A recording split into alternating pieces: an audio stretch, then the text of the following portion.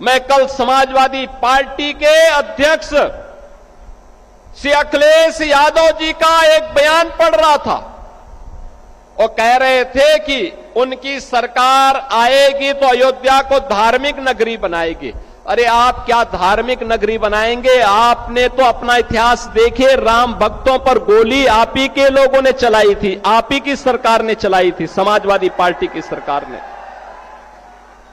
आज जब राम भक्तों के परिश्रम और पुरुषार्थ से प्रधानमंत्री मोदी जी के नेतृत्व में अयोध्या अब त्रेता युग का स्मरण करा रही है, तो आपके मुंह में भी पानी आने लग गया है।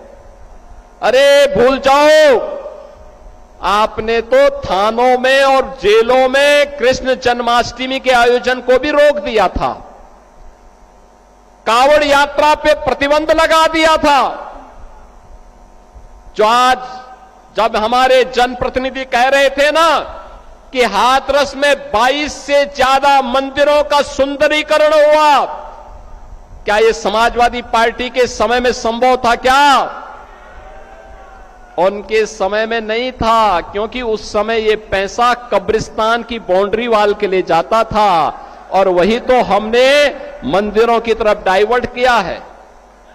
वही पैसा हमने इधर भेजा है कि कब्रिस्तान की आवश्यकता नहीं, मंदिर आस्था के केंद्र हैं। अखिलेश जी, अयोध्या को तो राम भक्तों ने सजा और संवार दिया है, आप उसकी चिंता मत करिए, पश्चाताप करिए, एक बार रामलला का दर्शन कर लीजिए, कम से कम इसी से और सद्बुद्धि आएगी।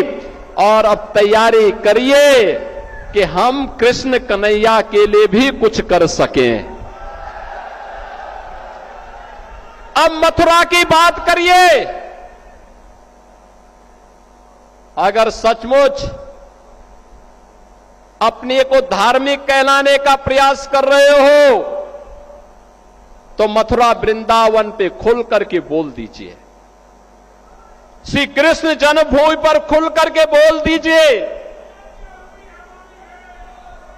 और बोलिए ना कि श्री राम जन्मभूमि मुक्ति के आंदोलन की तर्ज पर ही श्री कृष्ण जन्मभूमि की मुक्ति का भी अभियान चलना चाहिए। भगवान श्री कृष्ण की जन्मभूमि को भी सम्मान मिलना चाहिए। हमारी सरकार वहां श्रद्धालुओं को बुनियादी सुविधाएं उपलब्ध करवाने का कार्य कर रही है। युद्ध स्तर पर हम प्रयास कर रहे हैं, लेकिन आप में हिम्मत नहीं, क्योंकि आप तो मुल्ला और मौलवियों के सामने घुटने टेकने के सिवाय आपके पास कोई ऐसा एजेंडा नहीं जो प्रदेश के विकास के लिए हो, अयोध्या, मथुरा या काशी के उत्थान के लिए हो, उनकी पहचान को, पौराणिक पहचान को बनाए रखने के लिए हो। ये धूल झोंकने का काम मत करो। एक खिसियानी बिल्ली खंबा नोचे वाली कहावत को चरितार्थ मत करो।